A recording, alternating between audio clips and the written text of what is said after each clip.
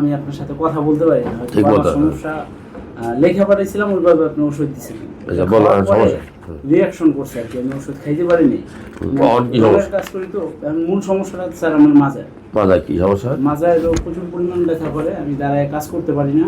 যদি ফুল সব নর্মাল দিছে।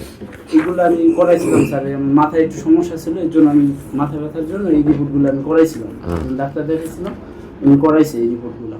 এতে কোনো সমস্যা ধরা পড়ে নাই, শুধু ওই প্রস্রাবে একটু ইনফেকশন হয়েছে। এখন তোমার কি সমস্যা? এখন স্যার মূল সমস্যাটা হলো মাজায় স্যার, আর প্রস্রাবটা ক্লিয়ার হয় না স্যার, আর ওই প্রস্রাবের পরে বীর্য বের হয় আর কি। প্রস্রাবটা ক্লিয়ার হয় না, প্রস্রাব বীর্য বের হয়, আর জি, এই সমস্যা স্যার। আর প্রস্রাব মাঝে মাঝে অনেক মানে যন্ত্রণা করে, প্রস্রাব ক্লিয়ার হয় না আর কি, জ্বালাপোড়া করে আর কি।